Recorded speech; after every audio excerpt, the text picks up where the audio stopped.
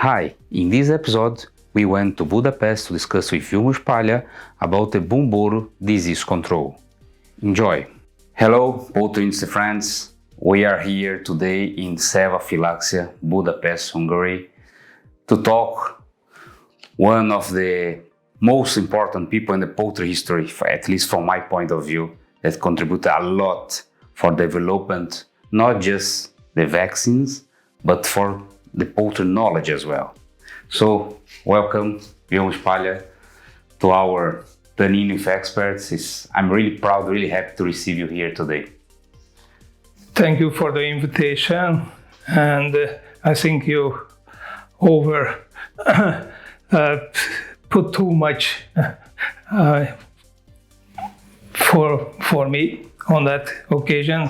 Yes, I work quite a lot, and this is my favorite field, the poultry diseases, and of course the control of poultry diseases. Okay, so thank you again to accept our invitation.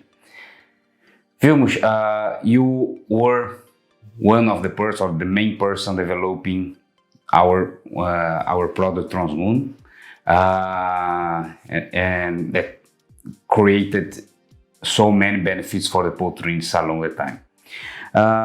So first, to understand a little bit about the history of Transmune when it was launched in beginning of the years 2000, can you explain to us a little bit how was the challenge that time of Gumboro?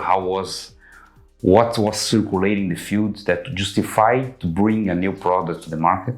As you know, that actually Gumboro as a disease started almost at the same time when the industrial poultry production started, broiler production. And as it started first in the US, Gumboro problem started also first in the US. And later, as the industrial production, intensive broiler production was established in many parts of the world, the Gumboro disease also started becoming a problem in many parts of the world. But at the beginning, it was causing some problems, sometimes clinical case, mortality, and of course, economical problem and losses. But it was handled quite well. They developed already during the 70s some vaccine. This vaccine was given by the drinking water application and more or less controlled the situation.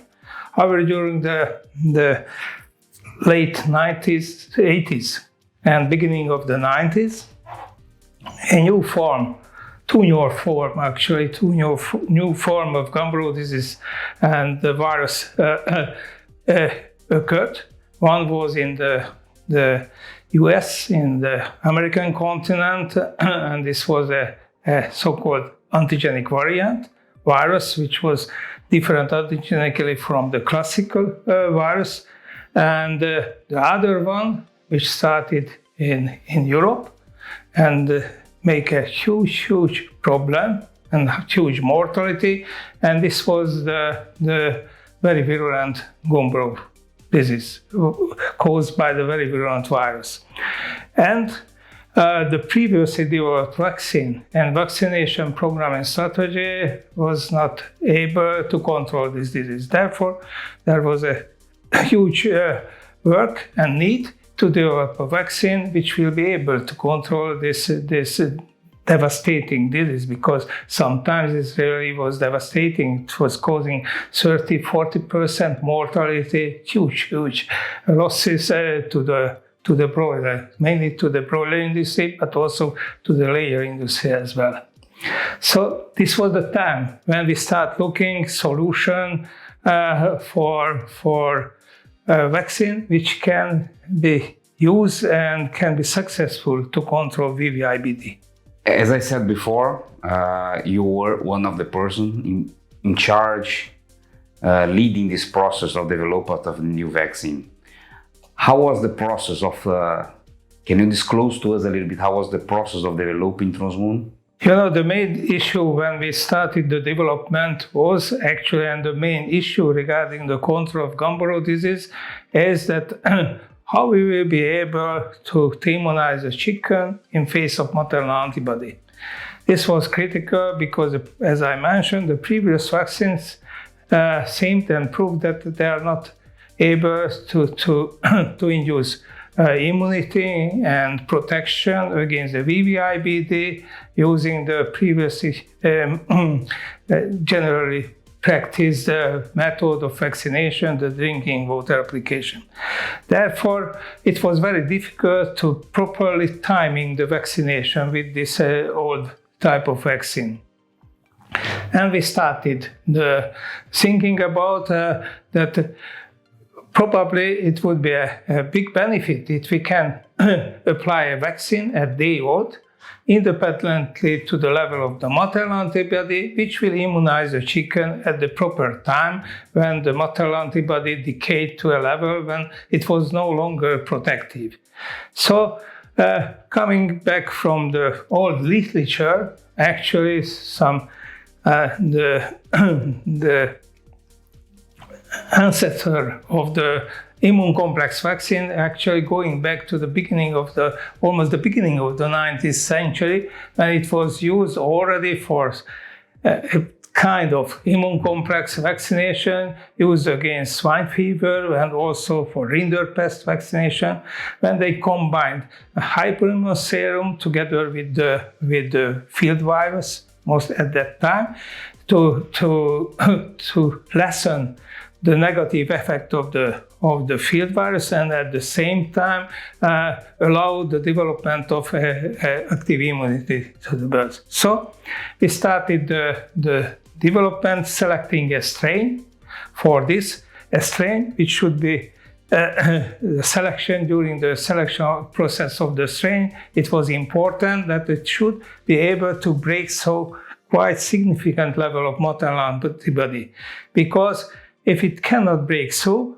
the field virus, the very virulent virus, will come at the time when the vaccine is still not able to produce immunity, so they will not be effective. So this was the reason why we selected a well-established strain. This was the Winterfield 2512 strain, already used some restricted area in the US for vaccination at that time during the 70s. But because of this strain, was able to break through about 500 virus neutralization titer of maternal antibody. We thought that this strain can be a proper candidate for the development of an immune complex vaccine, which can be applied to day-old chicken or even in ovo. So it was an association between dealing with a problem that we knew that was to overcome the maternal antibodies, and of course taking the experience of the immune complex that was used in different species and using a strain that was well known and to be able to overcome these maternal antibodies. Yes, exactly.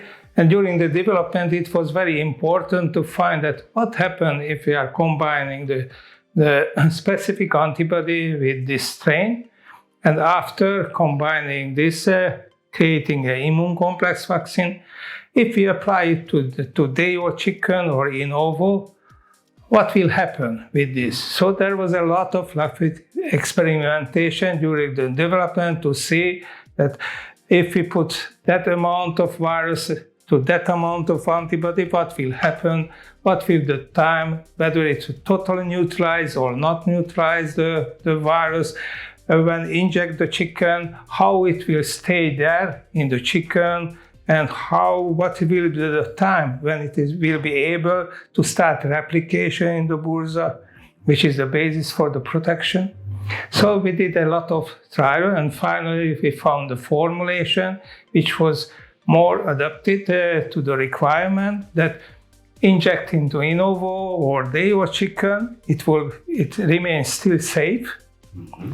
So even if the day-old chicken has very low or no maternal antibody, it remains safe. On the other hand, it doesn't contain too much antibody combine with the virus to neutralize totally the virus and therefore make the vaccine inefficient to stay in the chicken and at the proper time after the decay of a maternal antibody, it will immunize the chicken. Immunize the chicken on individual basis, which before we tried to achieve by doing measuring the maternal antibody of the day-old chicken and calculating what is the decay of the maternal antibody. So what could be the proper time for the vaccination of the chicken flock?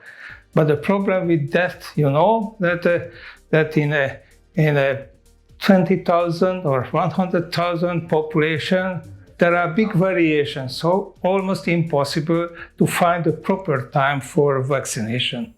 Vilmos, one point that's connected to this development of the product is the development of the quality control. And for Transmune was developed the ID50 that we can measure the potency of the product, right? Can you disclose to us a little bit about that? And what's the benefit to run this kind of trial, this kind of quality control in all the bats, all the vaccine bats? For each vaccine, can be live vaccine, activated vaccine, or new generation recombinant vaccine. So it is very important that really know that the active ingredient in a vaccine is still remain active. And what is the amount of the active ingredients in a dose? So therefore, it was critical to measure the titer, what we have in a dose. But because of this immune complex nature, most of the laboratory techniques we use for titration of live vaccine, for example, tissue culture or chicken embryo inoculation, so it could not be applied. So therefore, we were looking for that, and finally we found a solution that putting the day-old chicken in separately ventilated, separated boxes. We inoculate the chicken at day-old with one dose or fraction dose of the vaccine to find out what is the amount of the active ingredients in a vaccine dose. And by this way, we could be absolutely sure that the vaccine which is released and going to the field is really contain the proper amount of virus and antibody in a dose. So without it, can we consider, because between the formulation and all the process of production of the vaccine, we have the freeze-drying process. Can we consider that without this potency test, without this final control, we don't know exactly what we have in the end? Surely, because when during the freeze-drying process, you always has a certain level of loss, drop in the titer especially. And for today, we cannot absolutely guarantee that during a freeze-drying process, what will be this drop in the titer, in the active ingredient. Therefore, it is absolutely critical that when we have the final product which is going to the customer, and for the final use in the field, we should know exactly the titer or the amount of the active ingredients in the vaccine. Therefore, this was critical to have this potency test, which is a quantitative test, exactly telling us that, okay, this is the amount of the active ingredients which is still active, remain inactive part, and this is the requirement what we showed during the development stage, that okay, you need that amount of active ingredients in a dose in order to have perfect protection. Thanks for watching the episode, but keep tuned for the second part of this conversation. Bye!